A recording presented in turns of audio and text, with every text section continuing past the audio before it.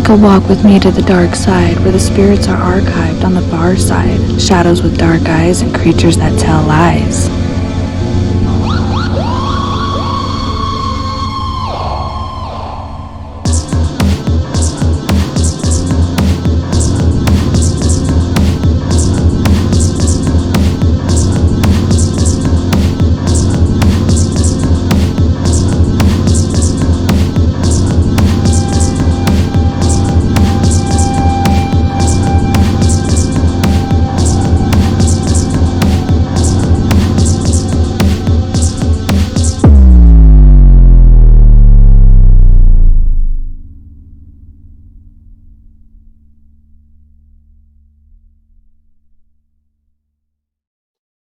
Welcome to another episode of Let's Talk Ghosts. I am your host, SunRayki. So today I have someone special with me who is about to join me on camera and share their paranormal experiences with us. And just as a reminder, if you would like to be on the show, please reach out. I would love to bring you onto the show with me. Or if you have a haunted place in Colorado that you want me to come and check out, definitely reach out again and let me know and give me some details. All right, well, let's bring her on. Here's Danielle. Welcome to the show. Hi. Would you like to introduce yourself and tell us a little bit about yourself? I'm Danielle, and I have bounced around this country. I lived in Seattle for a while, lived in California for a while, and I'm in Denver now. Very awesome. How long have you lived in Denver? Oh, goodness. We are approaching 2 years next month. Very nice. I hope you like it. I love it. I love it. I hated California. I guess I shouldn't say I hated it, but as a born and raised in Seattle, this feels a lot more similar to home than California ever did. Well, that's good. I'm glad that we've been good to you. Yes. Okay, share your creepy paranormal stuff with us. Okay. Well, I guess start in childhood. Obviously, I don't remember these years, but when I was a baby up until I was 6 years old, I lived in a house with my mother in Spokane. And she has told me stories about shortly after I was born, starting to have paranormal experiences in the house, mostly silly trickery. Like we had a brick that was sewn inside of a quilted cat that she would use as a door stopper. Mm-hmm. And whenever we would leave the house for more than one day at a time, if we were traveling to visit family, whenever we would come home, when she would open the front door, that cat would always be in the middle of the living room staring at the door like it was greeting her and welcoming her home. So it was just little stuff like that. You know, she would close the curtains in the kitchen and then she would leave the room. She'd come back. They'd be reopened. Little things. But as a single mom, it always really kind of creeped her out. So she told me she had a medium come in after about a year of that going on, not understanding what was happening. And the medium did whatever they do and came back and said that it was the spirit of someone who had lived in the home prior and that they didn't mean anything ill. They didn't want to scare her. They just wanted to say hi.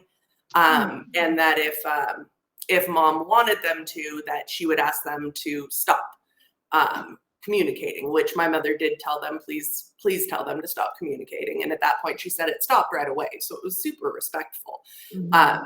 But when she started packing to move, when she moved out of Spokane and sold the house, the very last night that we were both in the house, she says she was woken up in the middle of the night by the feeling of someone sitting on the bed. Mm. And she woke up in her sleepiness and looked and saw the outline of a man in a cowboy hat sitting on the bed. So she says that she always kind of felt like that was the ghost saying goodbye because he knew we were leaving. So I always thought that was a really cool story and kind of probably is what got me into paying a little bit more attention as I got older. You pretty much grew up with it. So yes. As afraid of it, you're a little bit more open. Yeah. Mom said that what scared her most was when I was very young. She would wake up and hear me just chatting away, babbling like babies do. And she would go into the hallway and look down into my room and she would see the outline of a man at my crib and me just chattering away to it. So I think I've kind of been a little bit of a sensitive ever since I was born. Maybe I had something, so I've really enjoyed exploring it. I don't think I've checked the box and say I agree. I'm a sensitive or anything like that, but I've always been curious, so I explore it a lot, especially in my adulthood. My husband and I do road trips really often, and we always try and make sure we stay in haunted hotels and get the most haunted rooms that we can find just to collect experiences. So that's kind of what I was going to go into next, was meeting my husband and us discovering that we both really had a love for the paranormal and started our collection of ghost hunting equipment. So now we're practically as well stocked as any of the shows you see on TV.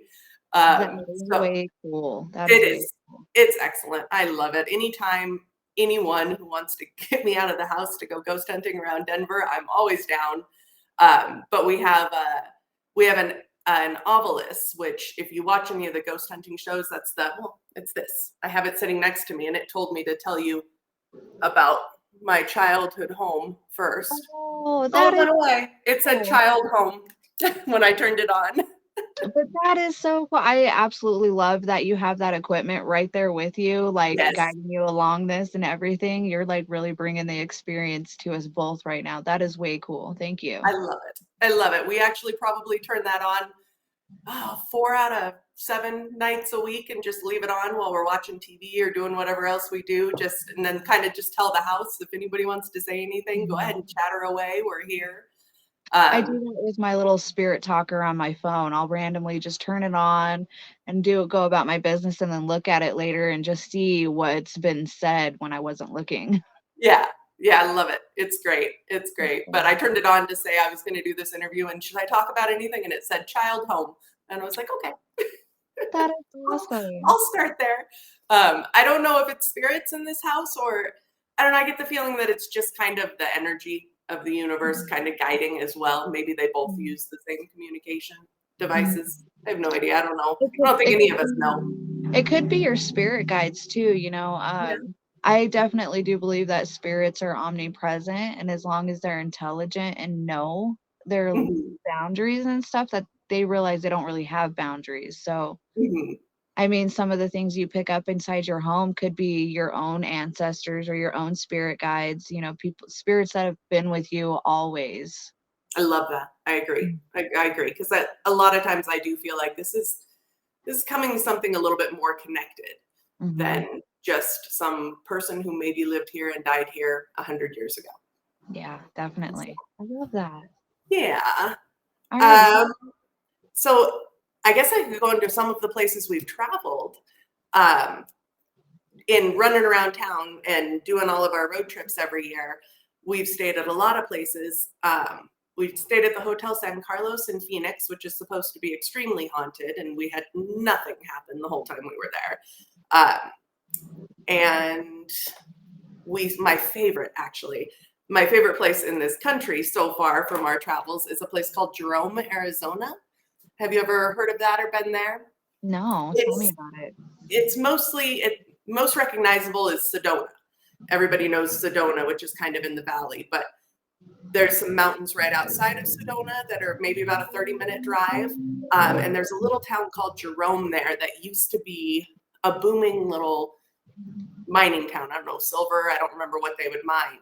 But I know that the town itself, it's cut into the mountain in like a zigzag shape, kind of like when you're going on a hike and you have to go back and forth because it's so steep. The town itself is cut in that little zigzag. And then it's, built, the houses are built up the mountain. And one of the cool things about it is it's measurably sliding down the mountain every year by like 1/4 of an inch.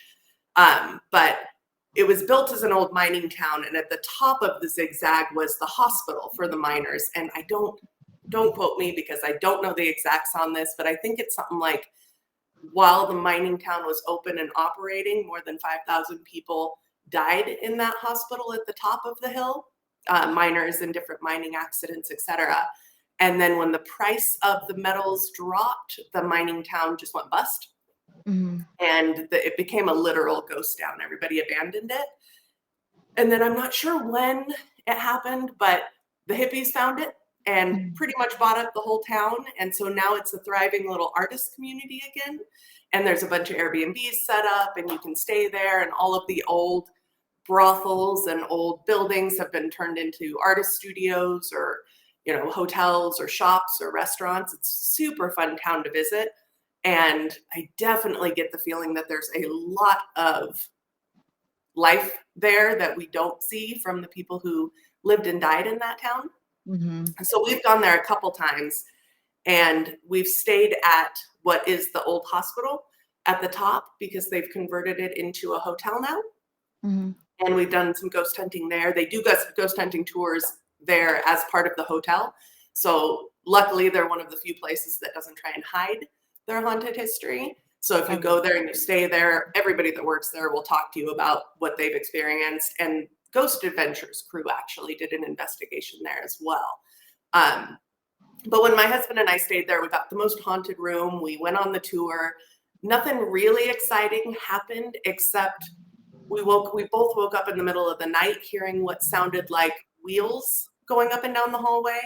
And we talked about it because we both heard it. And it wouldn't make sense that it was suitcase wheels on carpet, which would be what the hotel has been converted to. It sounded like squeaky metal wheels on tile or linoleum, which would have been more appropriate to when it was a hospital, having, beds or gurneys or equipment rolled around. Wow. So that was interesting. But that was all. It's like a residual haunting, like a replay. Yeah, kind of a little replay in the middle of the night. It was witching hour or whatever. I don't know what time we woke up. It might have been 2 or 3 in the morning. But that was a cool experience. The coolest one was when we went to a place called the Skirvin Hotel in Oklahoma City, which I have a lot of family there, so we go visit a lot. And we decided to stay at the Skirvin because we'd read that it used to, back in Prohibition times, that the hotel itself reserved one floor, I think it was the 8th floor, and kind of had it be a casino, gambling and brothel, and a place where they could serve alcohol and stay off the radar. And that, like anything in those times, there was a lot of fights and death and, upsetting things that happened that could leave their imprint. So we stayed in a room on that floor. Again, I think it was the 8th, and it's the Skirvin Hotel if anybody wants to look it up. But we actually brought I think it's craps, the gambling, the big green one where you roll the dice. We brought a craps mat and put it out on the bed, and then started talking to the spirits about how we're gambling, and they're welcome to come gamble with us. And nothing happened, which really kind of surprised me until the next morning when we were packing up our suitcases and getting ready to leave. I was in the bathroom putting on makeup to get ready for the day. And I, out of the corner of my eye in the bathroom, saw what looked like a really slow falling leaf coming down from the ceiling, which caught my attention. So I turned to look at it. And I walked over and I looked next to the toilet. Nothing was down there. I didn't understand what it was. And then I came back to the mirror. And as soon as I got back to the mirror, I felt a full 5-finger hand lift grab of my butt. Oh. And it was no question. It was a full hand and it was a full grab. And I turned around just to see if my husband had snuck up on me, and he was in the other side of the hotel room packing his suitcase. So I just told the ghost, "No, I'm not here as part of the brothel. You're not welcome to do that." But that's the most like crossing the lines, being touched, actual experience that I've had on the road. Yeah, there's definitely some pervy ghosts out there. Yes. Well, I mean, we stayed in a place that was what went on there, so I'm sure that that's what they were kind of expecting too. I've heard that a lot about places that used to be a brothel at one point. Yeah. That there's always at least 1 or 2 spirits there that are butt grabbers or like to play with women's hair and stuff. Yeah. That's probably what was going on. That's the only time I've ever really felt like I was touched by something, and to have it be so visceral, to have it like to fully feel the full hand was kind of shocking.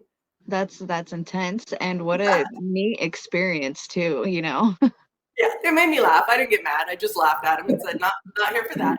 You can take that up somewhere else. But so those are the travel stories. I don't know if you've got any questions about equipment or what we've come across on that. What kind of equipment did you use while you were traveling? Oh, usually we just bring our Ovilus box, which we call our digital Ouija board, just since the words pop up. So we bring our digital Ouija board. We've got an SLS camera, but it's just kind of so big. We don't travel with it. We'll use it around the house, but we've never really seen anything come through across that. And then we just got an SB7 box, which we haven't used very much yet, but it's the one that like kind of intermixes the radio signals. So, and it's usually the loud puck, or if you're watching any of the shows that have the voices coming through. We haven't really gotten our brains around that one yet, but we're trying to figure it out. That is super neat. I absolutely love that. So you have some more stories that aren't travel? Let's see, I'm trying to remember. My nerves are probably getting to my brain and shutting it down. You know, quite honestly, the paranormal, I believe, influences us a lot when we're talking about them. You know, I've noticed in a lot of podcasts and TV shows, and even these people that do these tours on a daily basis, they still sometimes you can see it in their face. They're feeling something because they start to stutter and then they kind of lose track of what they were saying and stuff. So I definitely believe that we're feeling energies when we're talking about them. Yeah, someone's coming in to say, "What are you talking about me for?" Yeah, exactly. I don't have a lot of other. I guess we've turned to the box a bunch. I took it out with a friend not that long ago, and we went up to, is it Cheeseman or Chessman Park? Cheeseman Park. We went up there just because I'd read about the horrid history that little park has. So I figured there's probably something there to talk about. So we took it there one night right before Halloween and kind of walked around and asked questions and got some weird stuff where, it would be talking about a light in a cube, and we would be like, okay, well, there's this pavilion in the center and it's all lit up and there's people there. So we'd walk over there and, nothing really that took us anywhere, but it was fun to walk that park. That is really awesome. I've been wanting to go to Cheeseman at night ever since I was a little girl. I kind of see I lost my train of thought there. But Cheeseman Park, do you know the history about Cheeseman Park? Yes. Go ahead and say it, because I don't know if I know it all.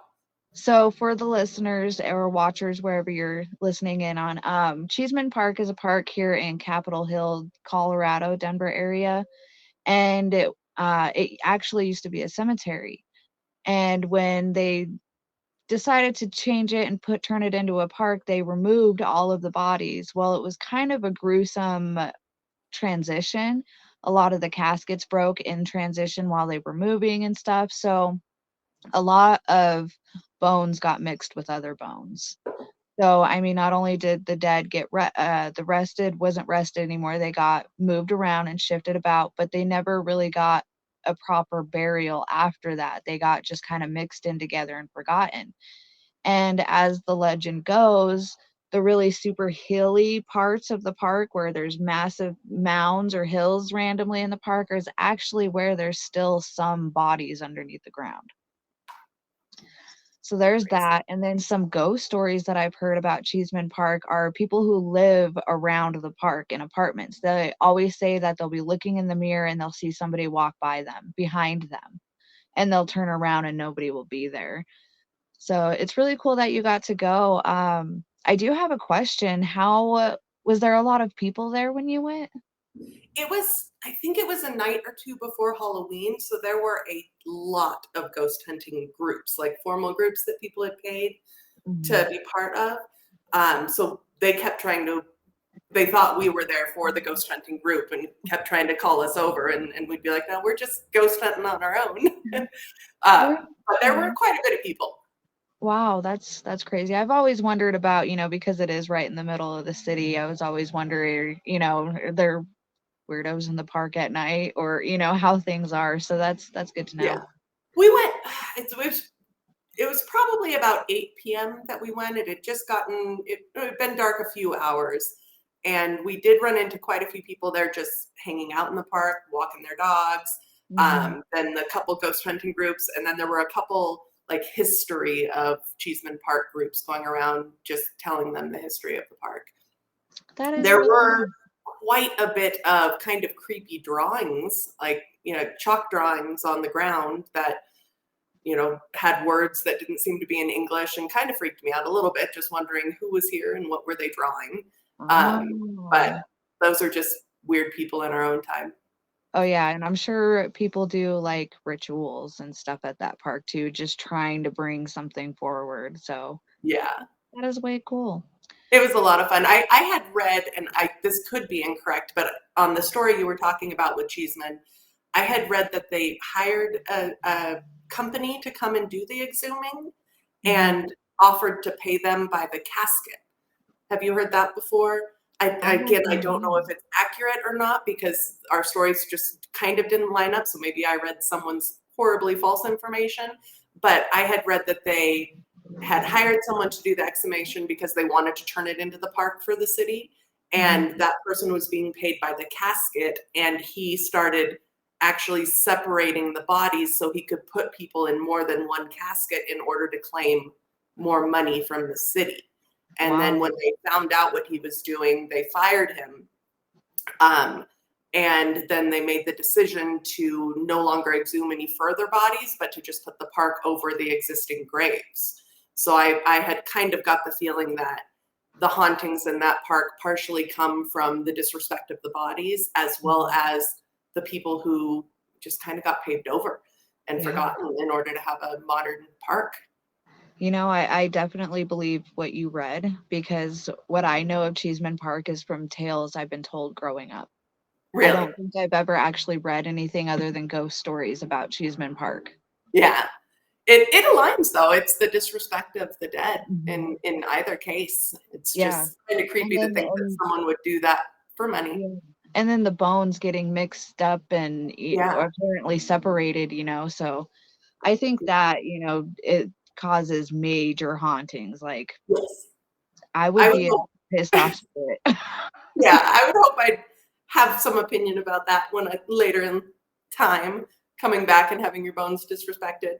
Actually, I wouldn't hope that. I kind of hope that once I leave, I'm no longer connected to these old bones. We all hope that, but some of them seem to be so attached still, centuries I find later. that so curious. Like, why do we remain attached? Why, like, can there be a glitch where you just get stuck? I think sometimes people mistake residual hauntings as intelligent hauntings. So residual is like a memory. We have memories all the time. Well, so can places have memories. And those are usually sparked by like really traumatic or crazy environments at the time the person was living. And then sometimes spirits don't know that they can be free. Sometimes they can be stuck in such a mind state that they don't know that they can leave, that they can go about their spiritual life, and their journey. So they just kind of get stuck in one place. I've also heard, of certain places being their heaven. Like, for instance, I lived in this house where this man built the house, and he lived in the house, and he died in the house, and he never left.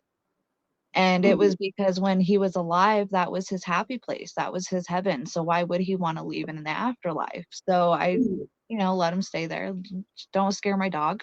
We're fine.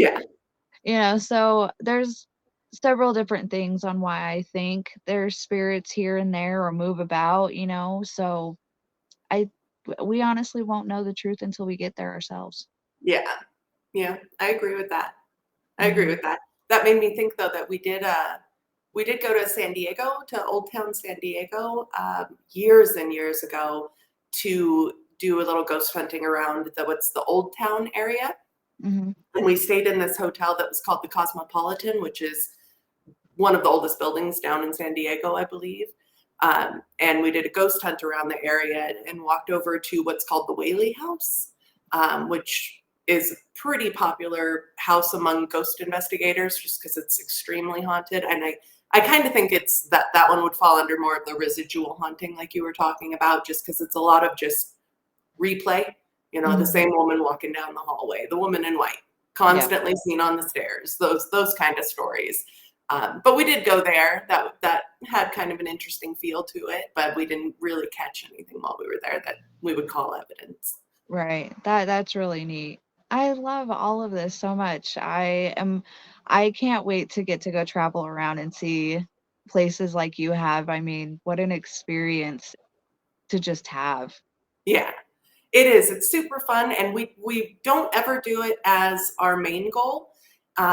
Everybody travels for family, to visit, to go wherever you need to go in life, and Mhm. we just kind of made it a practice that we take advantage of those moments. That anytime we're going somewhere, we look up haunted places in the area and try to visit them while we're there, or try to stay at the hotels that come up. That way, we incorporate a passion with I our love everyday that. life. I love that so much. Well, is there anything else you wanted to share or anything you wanted to ask me? Um, when are we gonna go hunt Cheeseman? When it gets warm outside, I am a complete sissy and I cannot handle the cold, but I am so down to go hunt cheeseman with you in summer. Sounds fun. Well, I love your channel. I love watching the videos and hearing people's stories. So thanks for letting me come on and talk a little bit through my nerves. Of But course. Thank I you love so much sharing. for being here. I loved every second of it. I loved your stories and yeah, this was awesome. Well, thank you so much. All right, you have a spectacular day and I'll talk to you soon. You too. Thank you. Bye-bye. All right, guys. I really hope you enjoyed that. That was absolutely amazing and wonderful for me. Once again, if you would like to be on the show with me or you have some places that you think I should check out this summer, send them my way. Check out my email. Or you can find me on social media. I'm on Facebook, TikTok. Did I say Facebook right? Facebook, TikTok, Instagram, YouTube. Drop a comment. Let me know. Let's get in contact and get creepy. All right, you guys have a wonderful night and keep it creepy. Bye.